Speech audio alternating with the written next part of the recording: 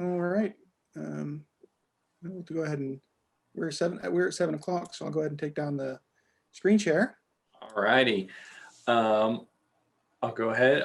Thank you all for joining us tonight for our author talk with Shana Lynn Schmidt, talking about her book, Over Our Hearts. So I'm glad to have you all here. Before we get started, I'm just going to go over a couple of events happening in the near future. Tomorrow, we're having our drive-by retirement celebration for Marianne Eichelberger, our current director. She will be retiring on November 30th. So you can drive by the library on 7th Street from 4:30 to 5:30 tomorrow, and you can honk and wave and tell her happy retirement. Tomorrow, on the 12th, which is also tomorrow at 6:30, Nathan, our IT supervisor, will be giving us a presentation on the top 20 shopping sites for 2020. Every Monday, starting at 4, we have a virtual game zone with our teens where they can play games with the library staff. On November 16th, we'll be having our final talk discussion over our Dearly Beloved series with Professor Kevin Rabus from Emporia State University over the book Medicine Walk. On November 17th from 7 p.m., Harvey Kane will be giving a presentation on county courthouses in Kansas. And then on the November 9th, we'll be having our third Thursday book discussion over Of Mice and Men by John Steinbeck, which will all be on Zoom. If you have any questions or want to know more about that, please feel free to contact us at the library or send us a private message on Facebook or an email. But I will pass it over to Shana Lynn Schmidt to get us started with our program tonight. And thank you for joining us. Okay, thanks, Dan. I really appreciate it. I was excited that day that I was in there and we connected real quick and we're able to get this on the calendar. And thanks to many friends and family and folks that I know across the US that are joining. I kind of peeked at the screen to see who all was on there. And now I'm just going to relax and talk. So as you notice, I have a bonus guest with us today that many people know. And if you don't know her and you read the book, you do know her a little bit, at least about 9 months of your life. Most important part. Yeah, the most important part of it. And if you hear noise in the background, that's because the rest of the crowd is running around in the rest of the house. So just a little bit of background about myself and about us and how this book came to fruition. Kind of exciting. I don't know if you have figured this out, Kate, but on Friday, it will be 5 years to the day where this story began. So Really? Congratulations, 5 years. Thank you. But we have 2 children, my husband and I, and our son is 4 years older than Kate. And when he went off to college, for me as her mama, I had really looked forward to those 4 years, having her all to myself because they're 4 years young, 4 years apart. I had him all to myself for 4 years before Kate came along. And that just switched very quickly in November of that fall of Kate's freshman year of high school. She invited me into her room and said that she thought that she was pregnant. And you can imagine a mom of a 14-year-old was probably pretty shocked. And my background in mental health, I had prior to that specific moment, looking back, I'd probably say a cocky outlook on, who I was as a parent. And what ended up happening inside of me was kind of a shame storm very quickly, that I wasn't a good mom, that I didn't teach my children, these certain things. And very quickly, I had to wrap my brain around the fact that I was a good mom and I could also be a really great mom to a child who was pregnant, and you're still a child, even though you're almost 20, but my child. And so to get through everything, what I was feeling, I started writing down what I refer to now as my icky thoughts. The yucky things I was thinking or feeling about myself, the yucky things I was thinking or feeling about the world out there, the way that I was raised, in the sense of I had always believed, and not that my parents said this to me, but that it's how I took in and processed. But I had always believed that having, excuse me, a baby out of wedlock was shameful. And then, that eased as I got older and found out that we're all human. But that having a baby so young was very shameful. And I personally couldn't do that with her. That's not who I have ever been as her mom. And so I had to do a long, hard look at who I am and how I viewed society, or what our beliefs are. And so started sifting through my beliefs, and then also what I was believing about people as they asked different questions. So I would write these things down, and then I would filter them through my personal lens of what is factual about this and what am I just making up. And sometimes, and you feel free to type up anytime, but sometimes through it all, I think probably every day for about 3 months, I would ask Kate, how are you feeling? Are you feeling okay? What was school like? Are you okay? And it didn't help us. It didn't help our relationship, I don't think, in that moment. Right. You don't remember it? Blocked it all. Yep. Kate has other things. So if people, I didn't mention everybody who's watching, if you have any questions as we're going on, feel free to type them in the chat or on the Facebook. And the guys will share those so that I can answer them. But I do that when I'm training folks online. So some of you, I saw, how I do this. But anyway, so as I started to get through things and starting to feel more free, I think, is how I would put it, in acceptance. And of course, I want to say with that, the writing got less icky on July 16th of 2016 when little Theo came along. So the writing got more free. And then I started, every once in a while, I would just share a little bit online of just random thoughts that I was having. And I want to say almost every single time, but I don't have proof of that someone or many someones would respond to me and say, you need to write a book. You need to write a book. And after sitting with so much of it for so long, I kept, returning to it and thinking there were so many other things that I would like to share, but it wasn't my story to share, whatever it may be. And so writing, sharing, kind of jumping through these things and scratching out the icky stuff that wasn't truth. It was just emotion in the moment.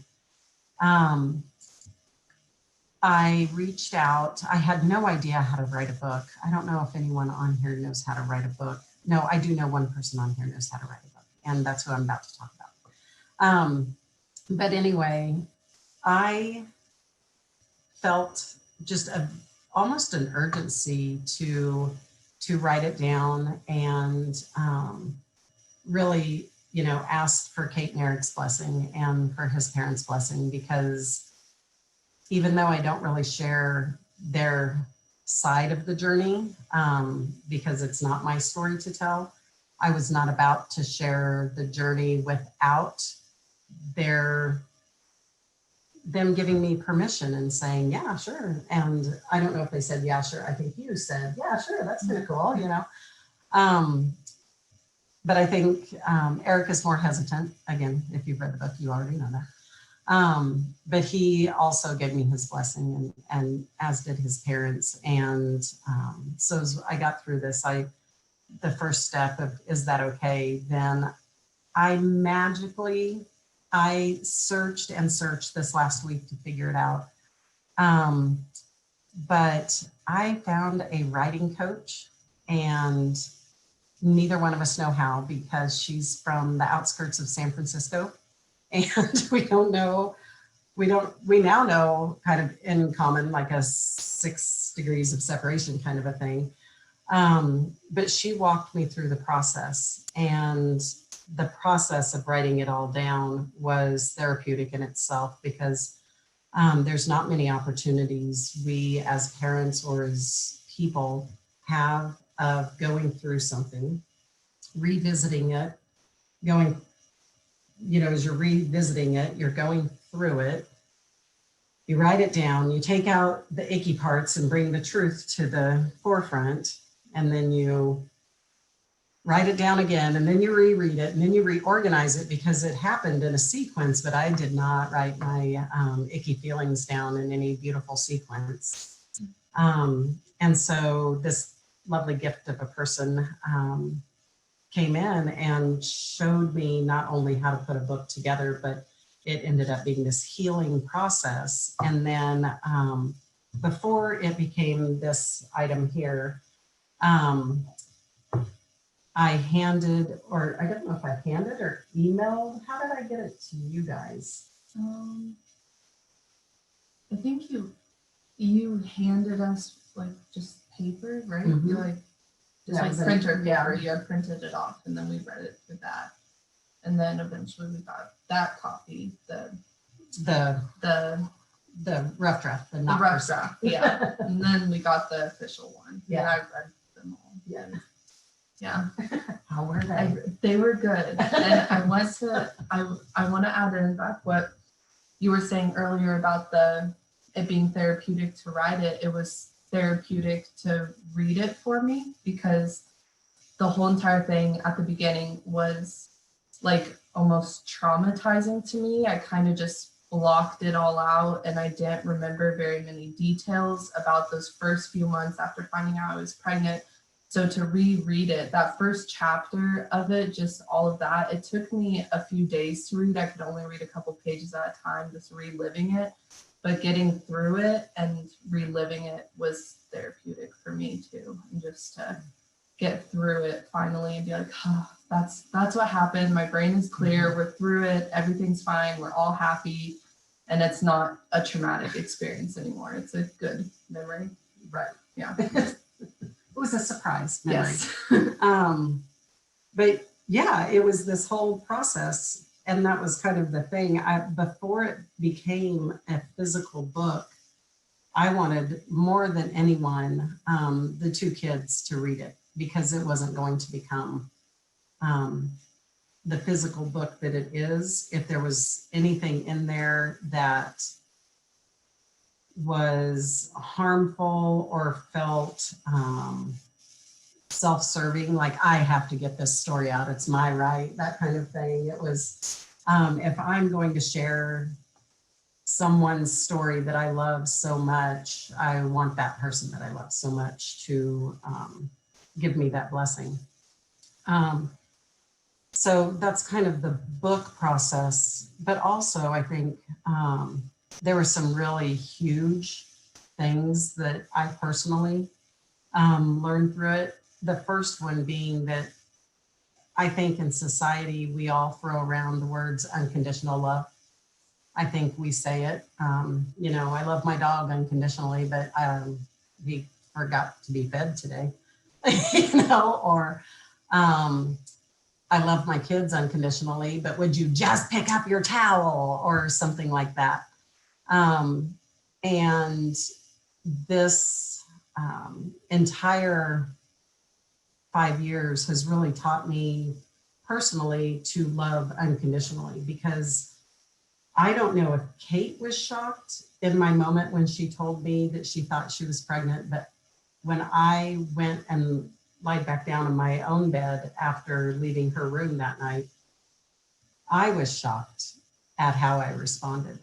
And it was completely unconditional. And all in that moment, I don't remember, and I didn't write this in the book because things come to me later.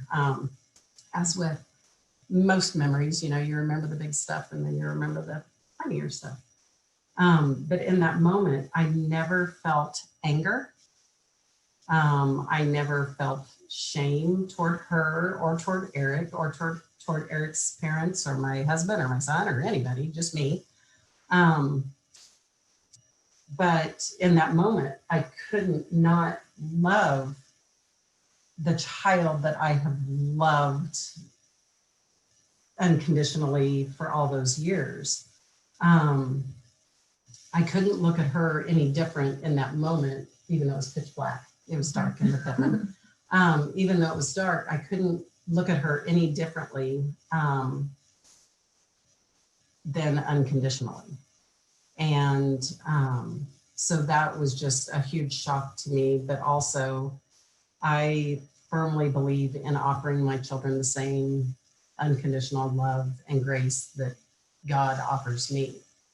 And if I can't do that or show that, then I think I would have had a harder time. So the unconditional love was definitely one piece of it. And there is, I marked off this little section in the book today that kind of summarizes that of what I was receiving. You know, I've never asked my husband, like, did your friends rally around you? I've never one time asked him. I hope he's okay.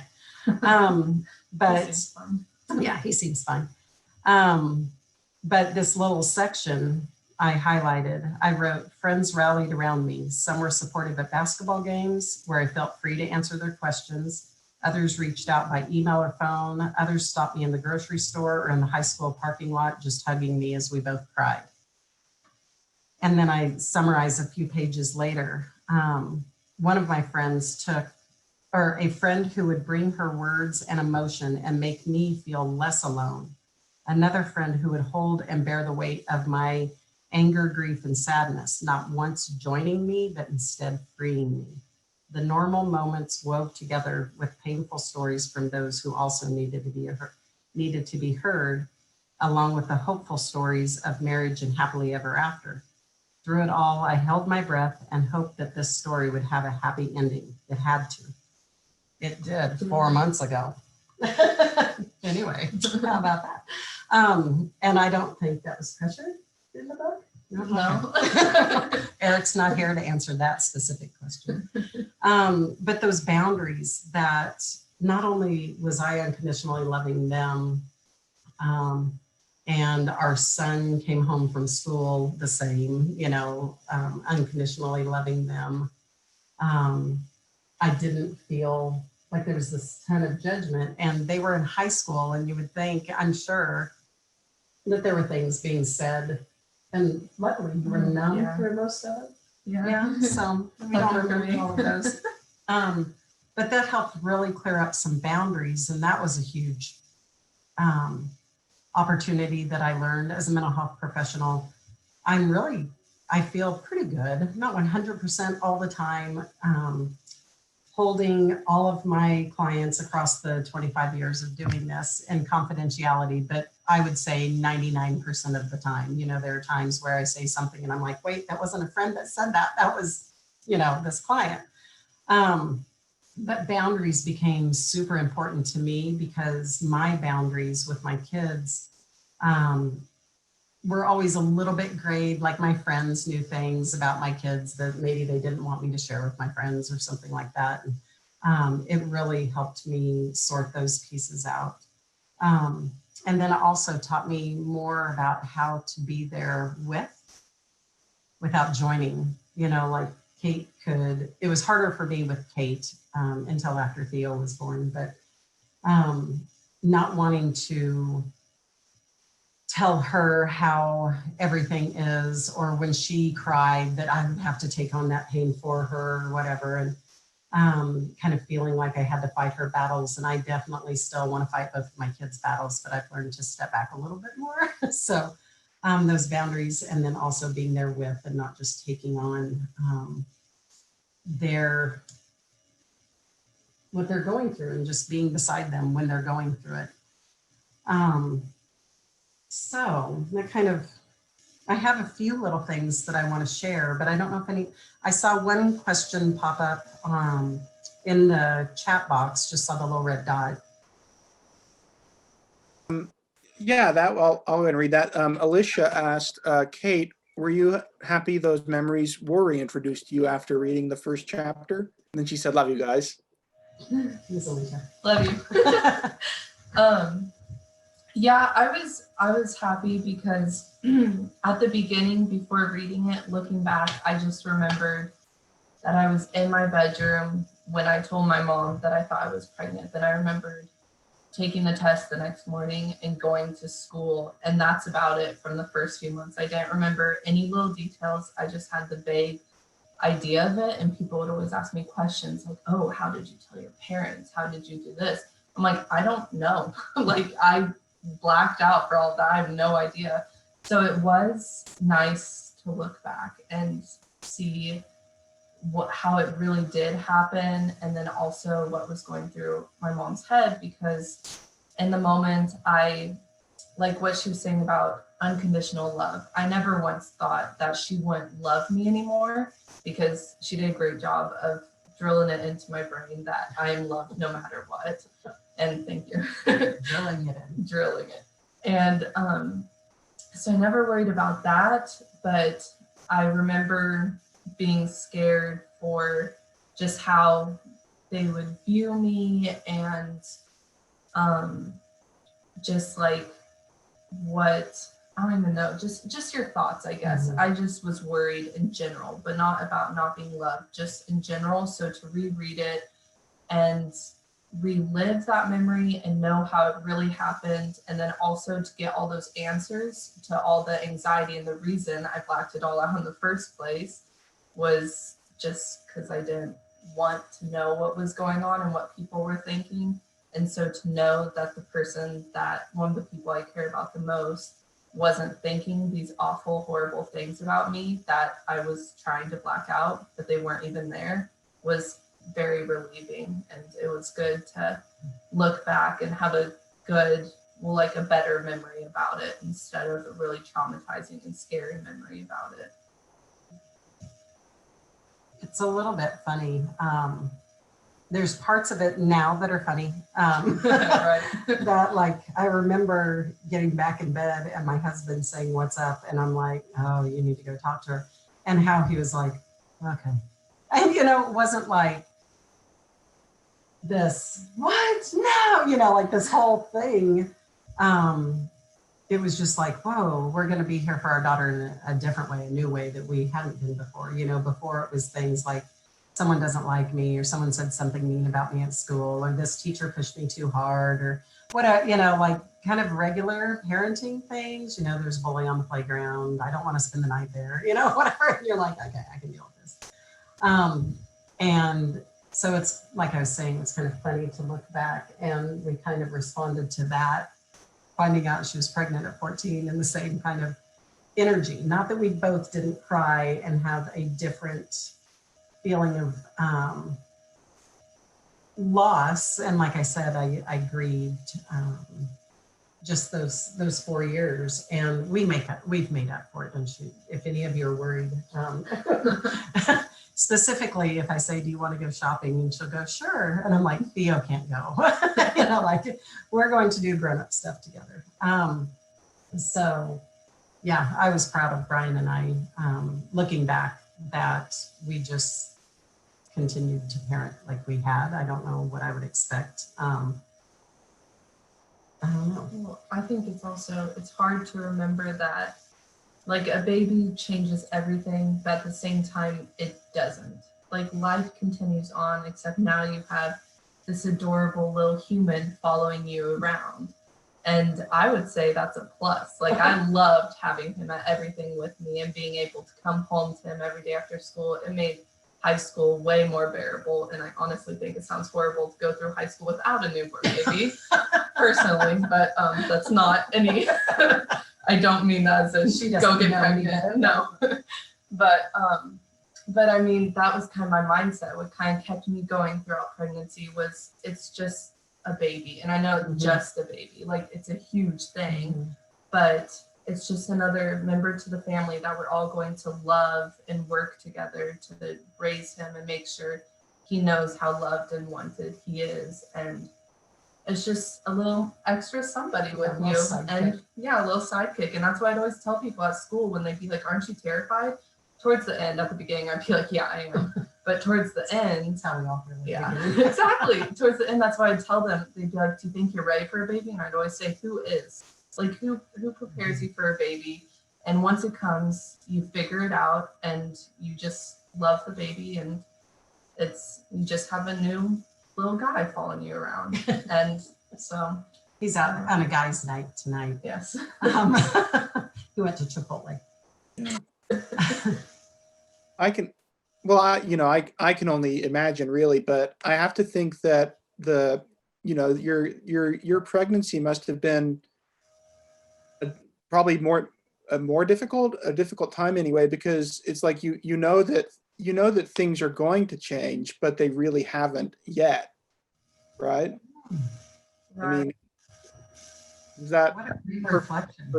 for both of you? Is that how did you navigate that that feeling and wondering like, is this when is the next time I'm going to go out with my friends to Brahms or whatever, during that time when you aren't a mother yet, but you're about to be, I think that kind of like, I almost got, this sounds kind of bad, but I'm okay with it now.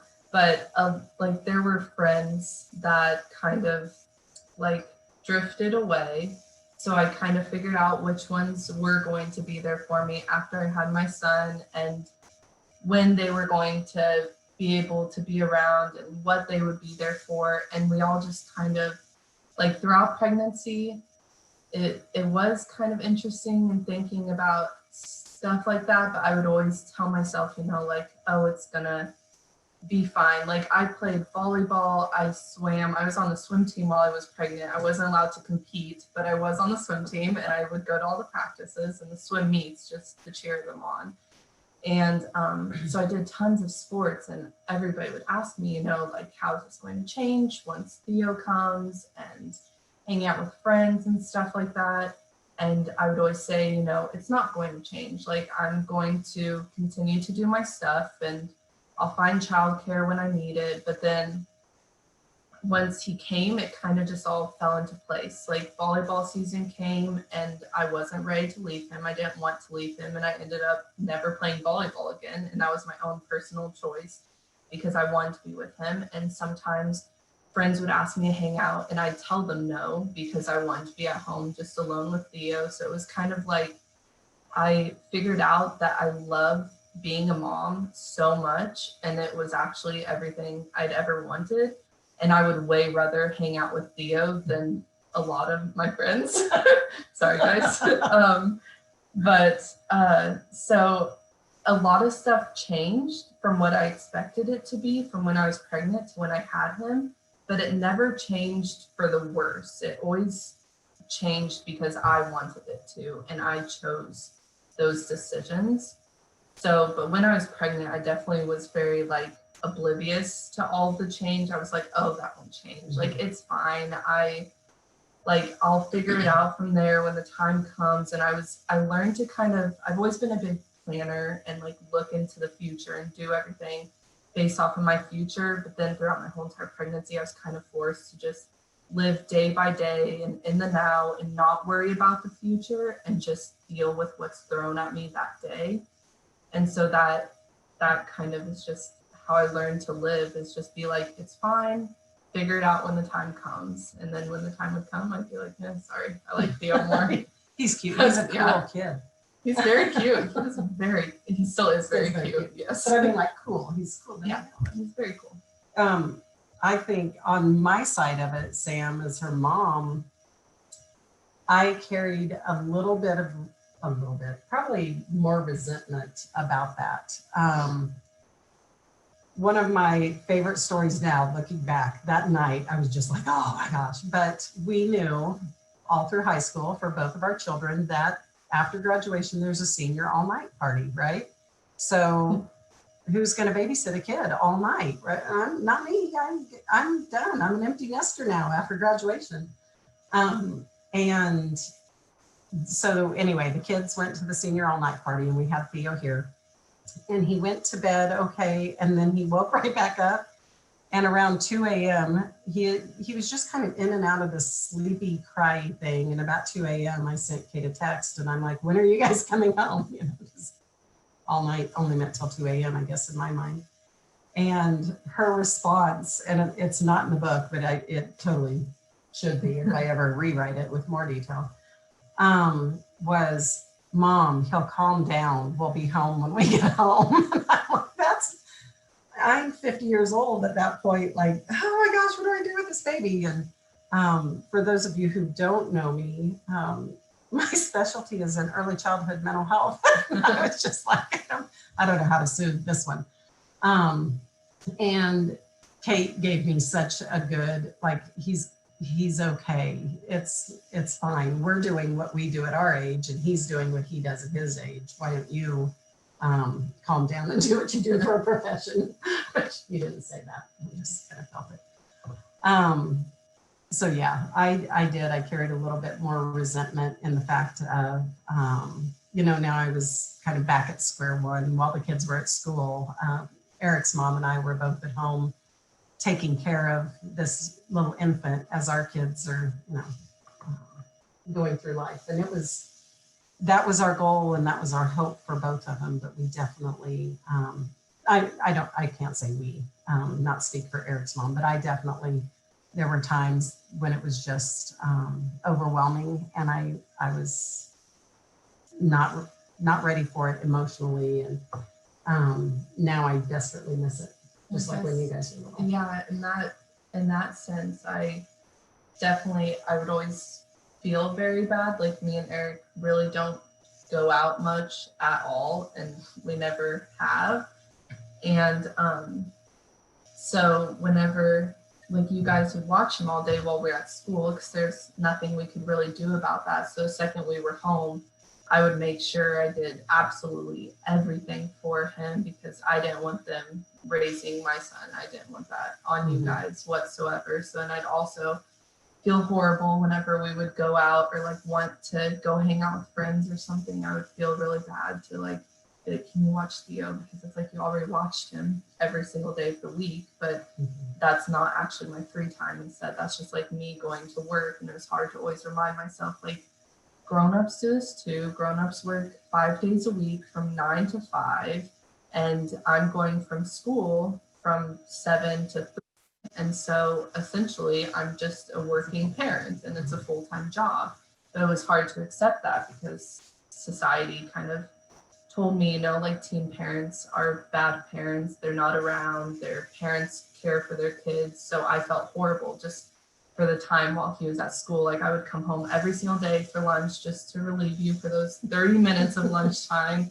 And then every afternoon I would always be with him and make sure I did everything for him. And I would feel horrible if I was like in the bathroom or something, he started crying and one of them had to get him. I would feel so bad to put that on them after already taking care of him all day. So that was something that was hard for us to kind of let you guys take care of him while we couldn't. Yeah. They still haven't dated. They didn't have their driver's license when they first started dating, so they still don't get a lot of dates. No. Well, it's parenting right there. Any other questions, Sam, do you see from your end? I was going to share a few little Easter eggs from the book. No, but I was going to, yes, anybody that would like to, you can type your questions in the chat or in the Q&A. Also, I would say if you'd like to talk with audio and video, those of you on Zoom anyway, just use the little raise hand feature and I will enable your video and audio so we can maybe, if you'd like to, bring some more people, be a little more interactive. That's cool. Yeah, that'd be fun. Yeah. So while they figure that piece out, some fun things for those of you who are on. I found out that these are called Easter eggs just this summer, but there's a few little secrets about the book, and those are the hidden meanings behind things. So if you've read the book, you know where the title comes from. It's the very last line of the book. But these blocks that are on the front, I really don't think you can see it on the back, but they were when Kate was pregnant and Eric, he wasn't pregnant, but he's with her there. They had some pictures done by a good friend, and the friend spelled out his name in blocks here, but they didn't show anyone. Well, our son he's the one who made the cover for my book, the design and everything. And he took the letters off of the book and instead replaced it with this little heart that is actually from a little watercolor painting that Theo and I did. He ripped it out and in a heart shape and then put it on there. And Theo's favorite color is blue and his cat's name is Blue. But anyway, he did name the cat. Sorry, was I holding that in front of your face? And then the representation of where he is, like in the family, kind of, there's a specific reason that he's there in the third heart or in the third block for Theo. Also, the price of the book is $14.99 because they were 14 when they found out they were pregnant and 15 when they had him. So whenever someone asks me, yeah, how much is it? And if it's $14.99, I always say $15, right? Like I always round up. So that's why the price is $14.99. Like that's the thing there. Also, I searched and searched and searched for a font. I found out when I was looking for fonts that there's some that are very similar to Eric's family's last name, but none that are the same, which I just searched through fonts forever trying to find one. And there was one that was kind of close, but it was too off. It was too silly. So anyway, the font on the back of the book, it pays homage to Eric's family, and it's called Sanchez, which is not their last name, but that's the one that I could find closest to their last name. I feel like there's one more. Darn, I can't remember. It seems like there's one more in there. So yeah, there's just kind of some fun things. The cover, it was a family affair, so to speak, and the price was a family affair. Yeah. I was wondering, the subtitle of the book is A Mother's Journey Learning to Listen In. Did I get that right? Yeah. So what does it mean to what do you mean by listen in? Like, That's a good question. So for me, it's a personal thing that now I use it all the time. Once I figured out what I do within self, I think we all have a lot of stories that we carry with us. We hear society say something, or our parents said something as we were growing up, or a teacher we had, or a professor, or something like that. They said something and we took it in as maybe factual, or that's the way the world works, or that's about me, or whatever it is. And listening in is when I sit back and I shed all of these stories, all of the beliefs that were either laid upon me or I made up based on something that I heard. So using teen pregnancy as an example, probably a month before Kate told me that she thought she was pregnant, I can very specifically remember this. And I tell you, God makes you remember things for reasons. But I was giving Eric a ride home from school, and we were crossing a bridge here in town, and there was a girl walking across it that was in their class, and Kate said she's pregnant. And I don't know what my exact words were, but basically, that's going to be a really hard life. So I had to then, like, look at something like that and go, is that what my gut believes? That every single person who has a baby at a certain age or a certain age that someone tells you isn't okay to have a baby, is that true? Because those of us who are on here who are parents, life is definitely harder with a child, with children, but it's also like a billion times more beautiful. And I think that's why it's harder, because we're kind of holding a mirror in front of our faces all the time. Like, oh, here's how I act when I'm mad. Thanks. So the listening in really requires me to listen to who I was created to be, not who people tell me that I was created to be, or my daughter was created to be, or my son, or Eric, or Theo, or my husband, or you guys on here. That we were created to be for a very specific reason. And when we listen into our soul, our gut, I talk gut, like my gut tells me if it's safe. My gut tells me if that's real. My gut tells me if that's okay with my being. And when I listen in, I'm almost always right for me, not, well, with my husband too, but he's not watching right now. I can't go wrong when I listen to that. So some people call it Holy Spirit. Some people call it, I can't think. So I've been seeing this word a lot. Now I can't come up with it, but kind of the energy that's out there. Whatever it is, I think it's the same. What did you say? Vibe? You got a vibe? Kate follows her vibe. Quakers like to say the still small voice. Oh, yeah. Kind of thing. I know. Mm-hmm. That's beautiful. Yeah. Background. Mm-hmm. Yeah. And I had wondered also, I wonder if this has led to either of you having conversations and with other families or individuals that are, going through teen pregnancy or something like that. Yeah. Out to you, Yeah.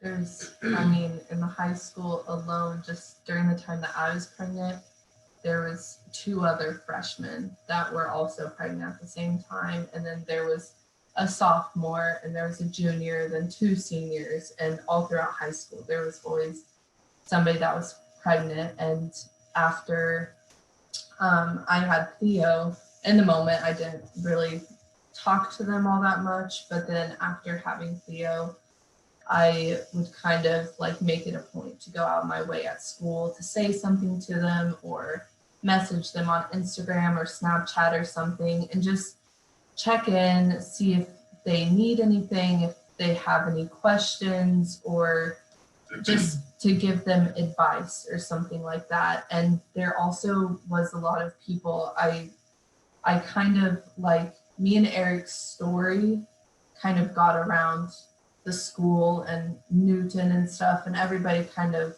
knew us and knew Theo and knew about us and stuff like that. So people would also, there would be times that people would come up to me or message me and be like, hey, I just found out I'm pregnant. What do I do? Or like, I'm having trouble with this, and how did you handle this? And so many people would also just come up to me because I'm a very open person, and I like to assume I'm very approachable.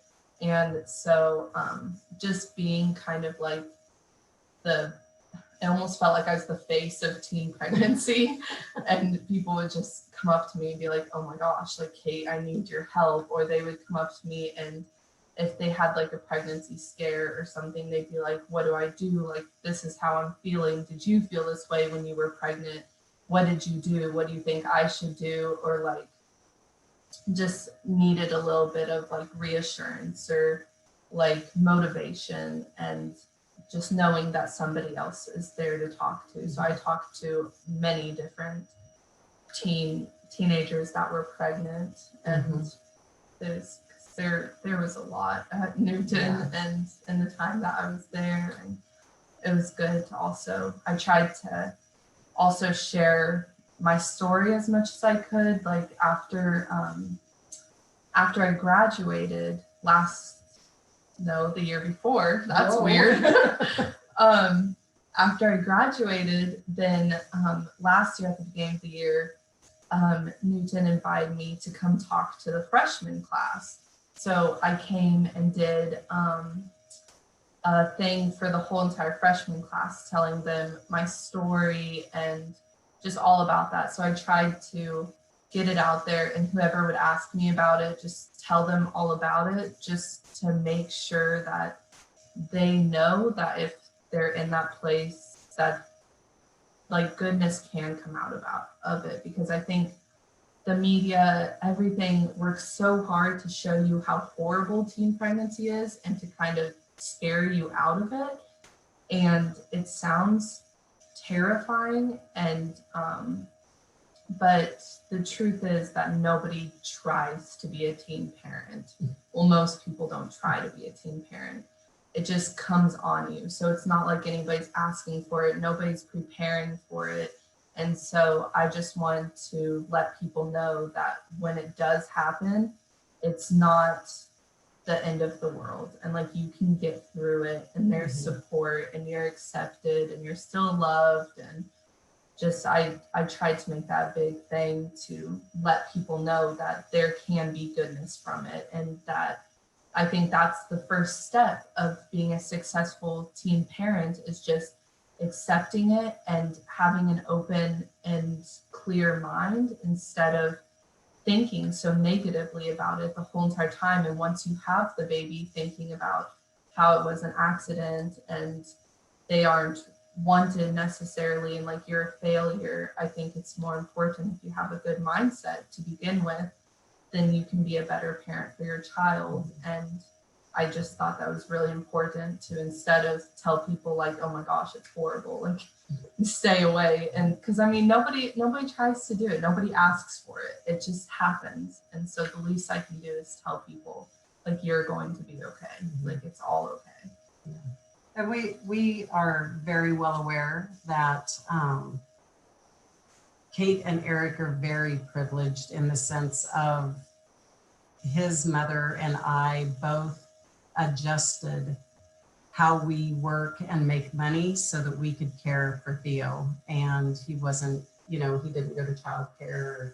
He goes to preschool, but we were able to do that and support them in that way. But together also, we fought for ways that other girls can be supported in the school that don't have, if I was a single mom, I wouldn't have been able to do it the same way.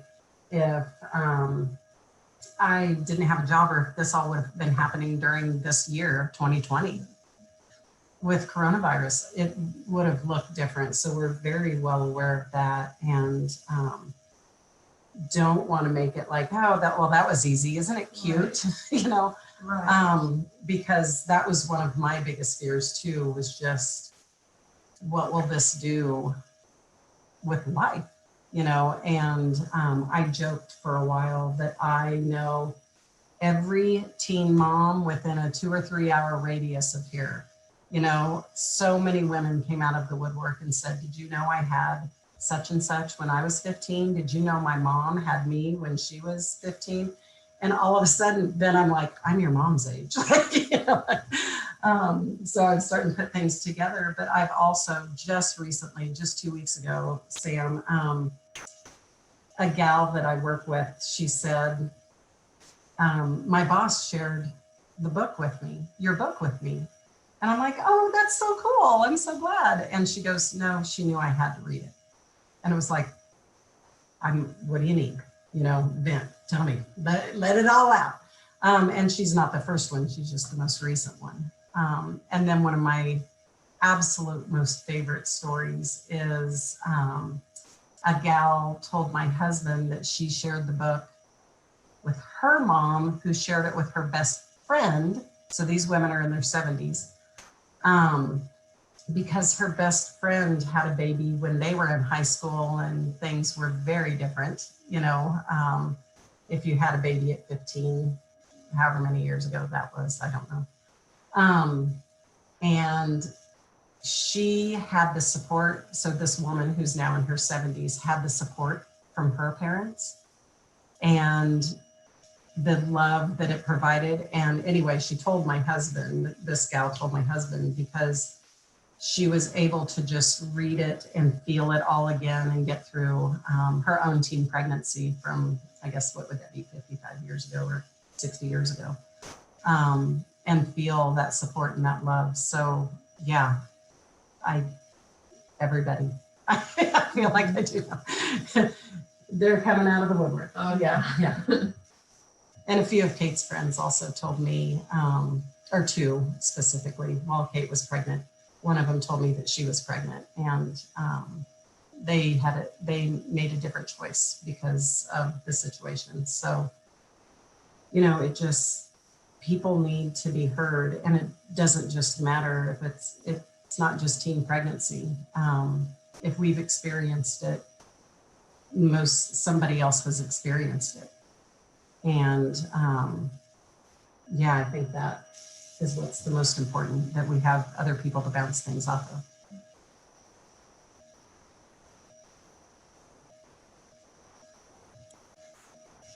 Neat.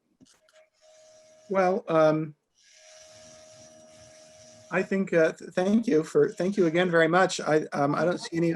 I did see Penny said that her daughter was in that freshman class that heard your talk at Newton High School and really appreciated your message.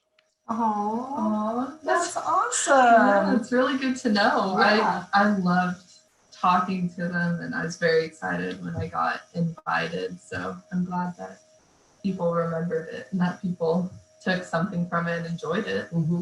And that a freshman was listening. Way to go, Penny. That was interesting, talking to all the freshmen, wondering, you know, are they really hearing what I'm telling them? On Facebook, Jenny said, I missed you, Shana. Oh, which Jenny? Chapel Sorry. Deckard? Yeah, Decker. Oh, yeah. Okay, now. Aw. Yeah. I miss Jenny. I always call her Jen, so that's why that would be. Jen, I love you. You know, I think we're close to wrapping up, but you know, I started thinking about, you know, the kind of, you talk about the rhetoric around teen pregnancy in society, and I think a big thing that I often heard about it, thinking back to when I was the right age to get warnings and stuff, you know, was that like, oh, it's a choice that it's like, it's something that you can't take back, you know, it'll change your life irrevocably. And I feel like, I mean, that's true, but everybody makes choice. You can't go through life without making choices that you can't take back, you know? Yeah. So that by itself isn't necessarily something to be afraid of. It's part of Yeah, life. exactly. Sorry, our dog must know time is up. He is really talking outside the door. Or he just figured out that we're in. Yeah, there's so many things, and that's that piece that you just sit with and you're like, is that real? Because we could just be driving down the road and, you know, have an accident. Well, that was our choice for driving to work. You know, like we just can't do that because it is life. And I think it's also interesting that view that people kind of tell you, because they don't, in high school, it's kind of like normalized almost, like everybody there is having sex. But then once somebody gets pregnant, from the act that people do to get pregnant, it's like, oh my gosh, what in the world? Like, what was she thinking? It's like she was thinking the same exact thing everyone else in the school is thinking, except something happened of it. Mm-hmm. And now people know. Right. Yeah. So I think it's so interesting, that view that teen pregnancy is this horrible thing, but everybody, all teenagers have sex. That's totally fine. But once one of them gets pregnant, that's the biggest scandal ever. Yeah. And I just think that's so interesting, because everybody's doing the act to get pregnant, except not everyone gets pregnant. And I think it's just interesting how different the views are on the two things, because they're essentially the same thing. You aren't doing anything worse or more shameful when you get pregnant. It's not something worse than sex, I guess. Well, and that was a talk that we had a lot with a lot of different adults in the community, is it's not so much pregnancy, it's that, you know, a lot of kids are also getting pregnant, just not all of them are having babies. And that was a big shock. Like, there's, you know, we need supports for kids because they're still being kids. And one of my favorite comments from one of my friends, when I told her, she goes, yeah, that totally could have happened to us. And I'm like, right. You know, like, how, why? Yeah. So it was just such a freeing moment when she said that. I'm like, yeah. Not quite happen to anybody. Yeah. Yeah. Whatever. Well, I guess if people are interested, I know you have an author website, Shana Lynn Schmidt. Yeah. Is that a place people can go if they're interested in and I believe we have a copy of this book in the library. If not, Yeah, I think Stephanie said you have 2 copies at the library. I think we have 2 copies in the library, and you can check them out at any time. Yep, that's awesome. And then, yeah, you can buy them off of my website, or you can also, if you're local and you want a copy, they have them at Faith and Life bookstore. And they're all signed, and and Watermark in Wichita has them. And I was in there the other day and went ahead and signed them while I was in there. So. Oh, that's great. Yeah. That's great. Well, congratulations on your book. Thanks, guys. Congratulations. Thank you for coming. Yeah, it was fun. And yes. Did another view. All right. Natural. I'll go ahead. Thank you all for attending. I'm going to go ahead and sign off the live stream now.